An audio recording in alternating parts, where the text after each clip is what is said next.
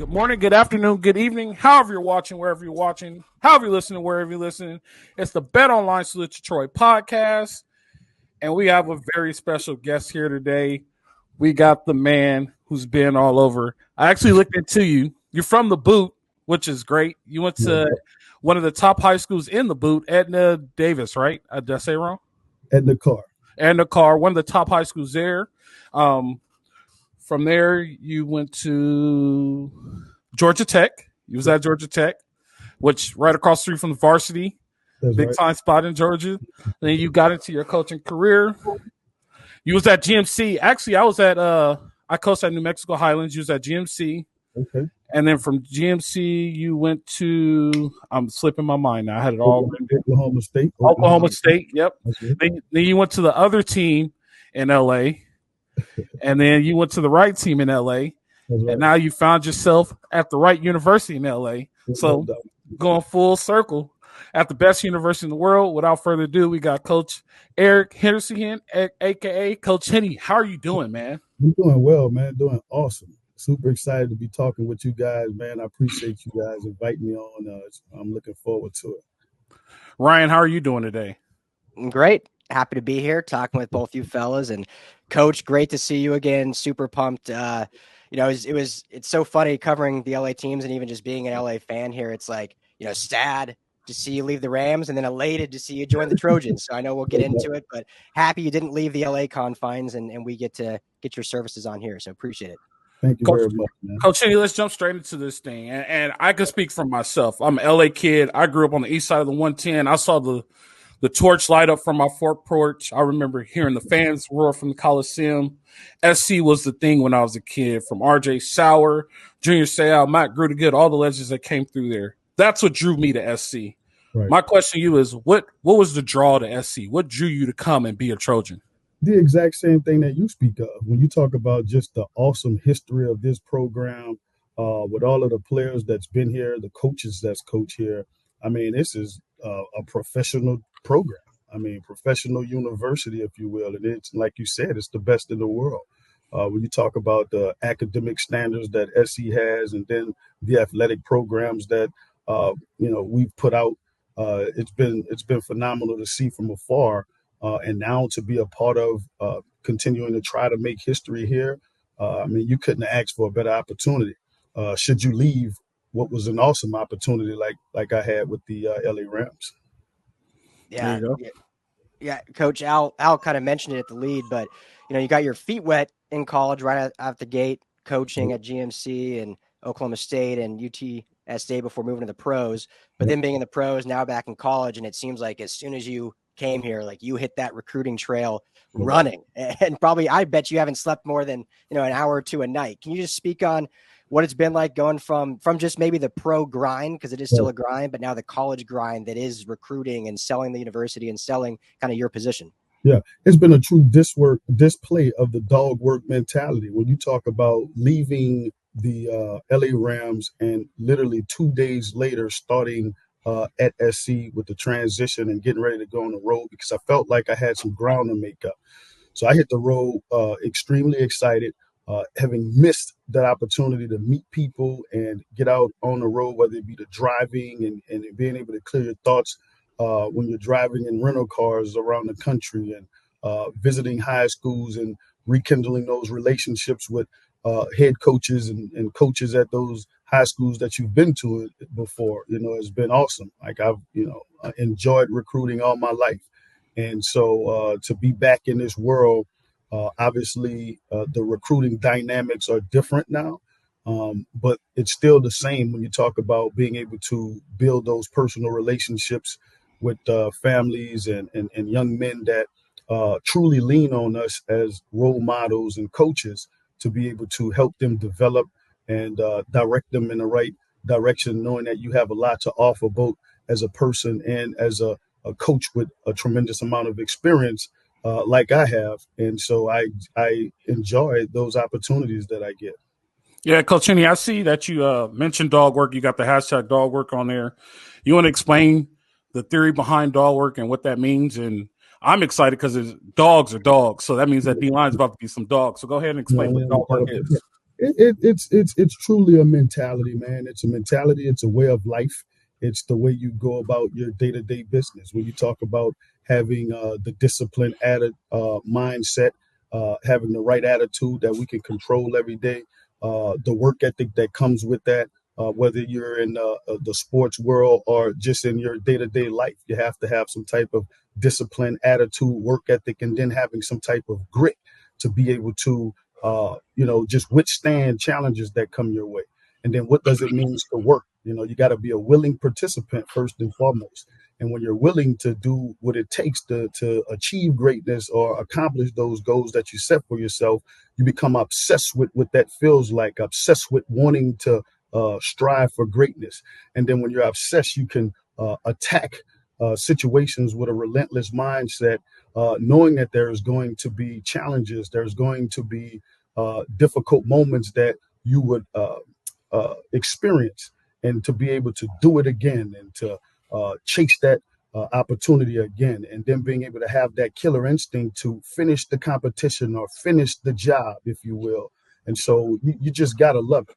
And when you talk about an acronym and breaking down every letter in dog work, that's what that means. And when you can live your life that way, again, whether it be the sport that you're involved in, the way you go about your day-to-day tasks when you wake up, if you have that approach to life, it helps you. And I truly believe that it covers every aspect of development. It covers every aspect of your approach to things.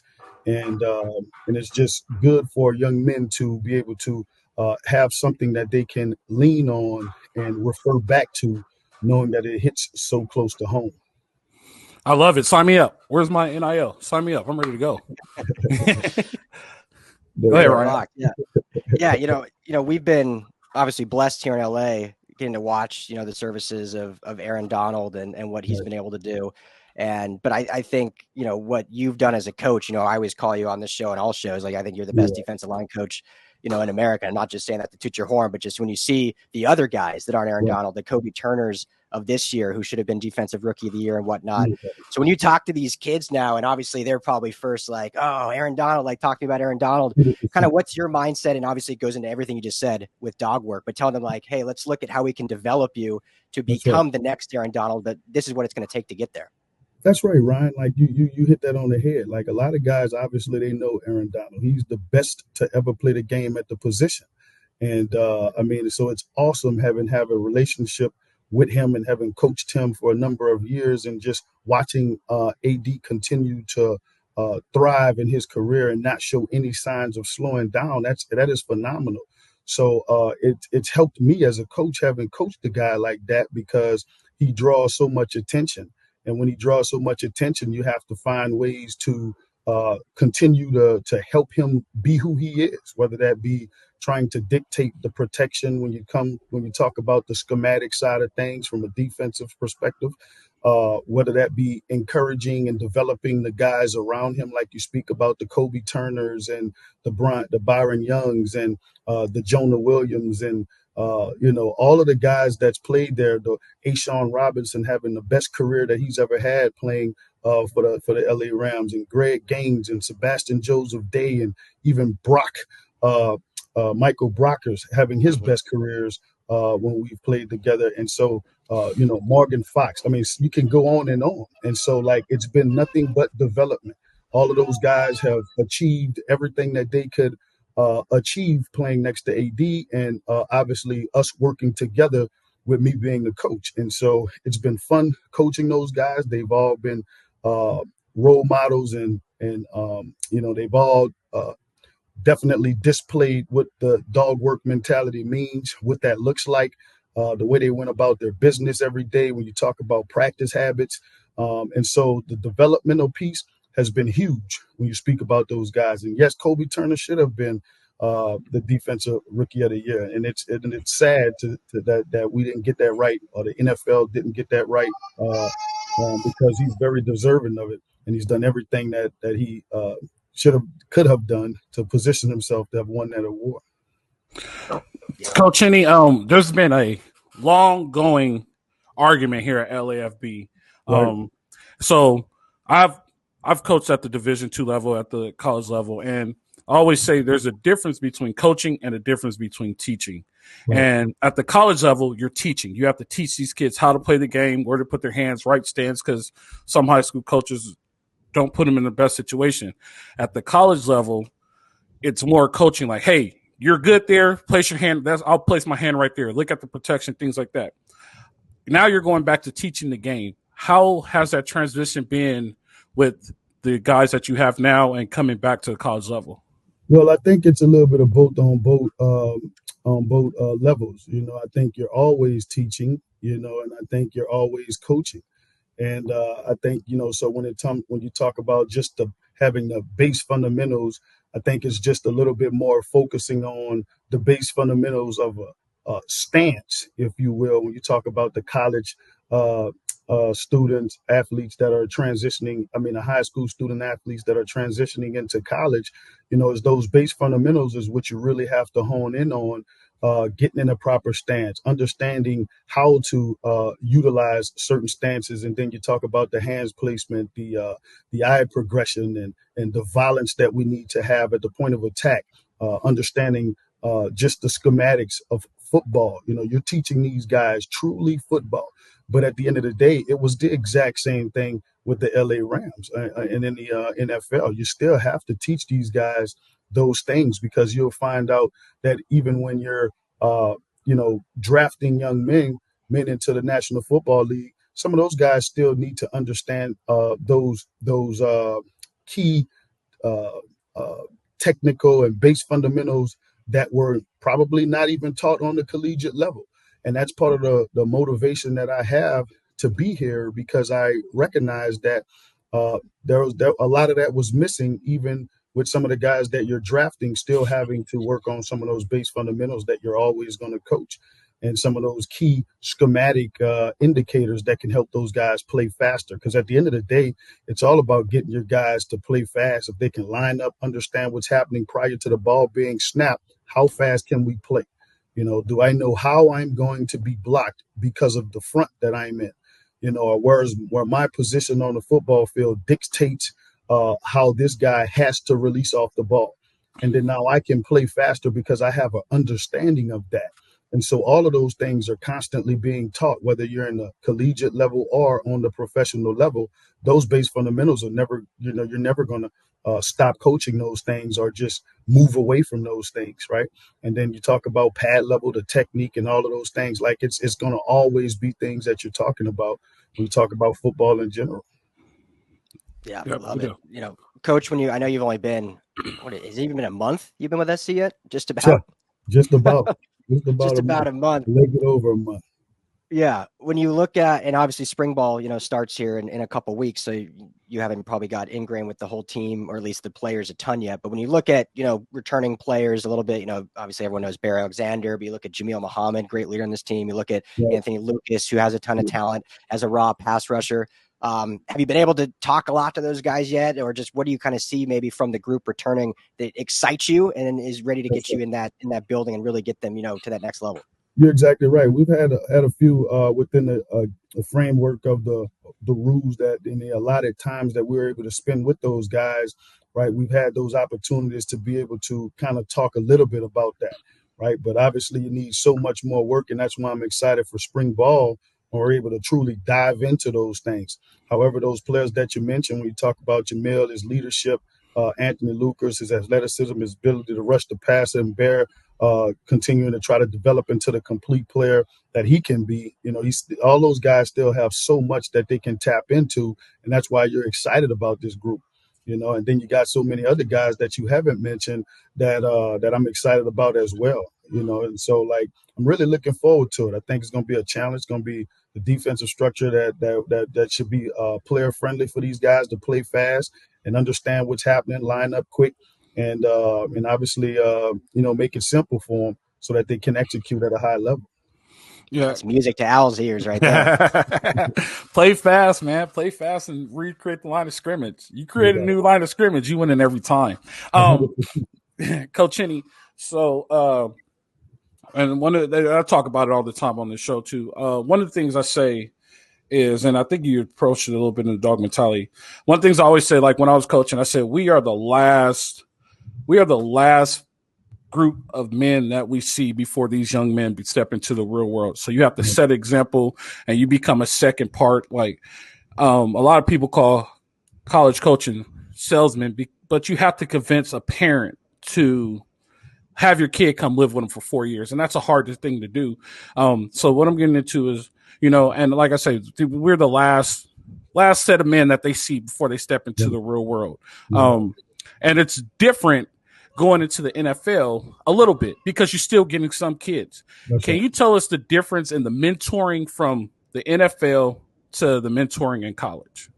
I think it's the same, but I do think it's a bit more precious when you're talking about developing those relationships prior to college, right? When you talk about the family and the young men that we're trying to onboard, it is dear because you're asking these parents and sometimes single moms, who's never been away from their kids to trust you and trust that you have their best interests at heart.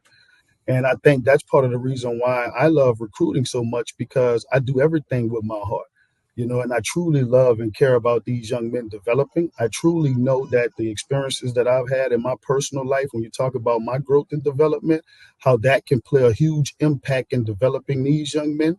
Like, I'm excited about those things because I know it works, because it's genuine, it's real. I'm not doing anything to sell you on why I want your young man to be under my supervision. I truly want to be an extension of their parents away from home, whether they're fatherless like I grew up.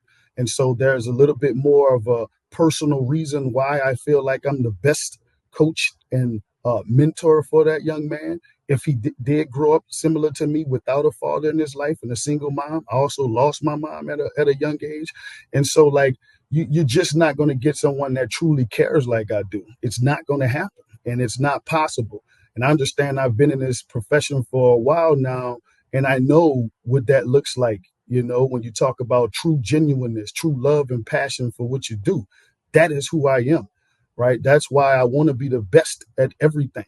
I want to be the best, and I feel like I am the best in the world when it comes to this. And so whether that be developing relationships, whether that be being truthful in terms of looking a parent in the eye and telling them exactly what's going to happen for their young man and how that plays itself out.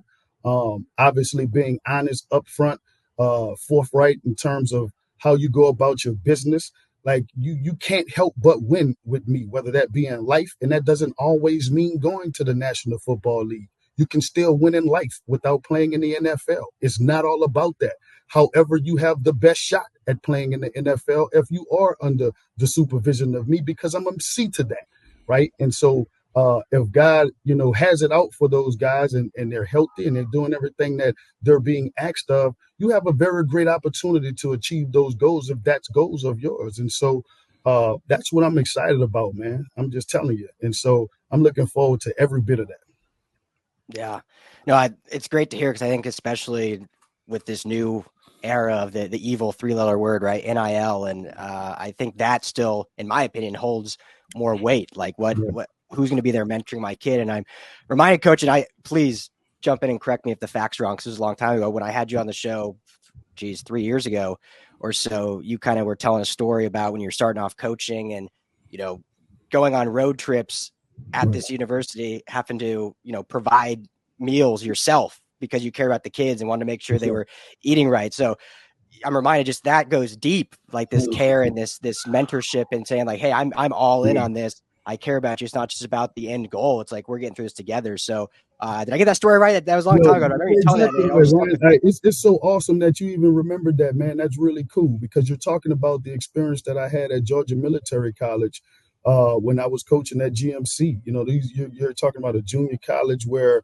we had the opportunity to recruit some of the most talented individuals I've ever seen, right? Because people, and in my mind, I thought they slept on those junior college players at that time.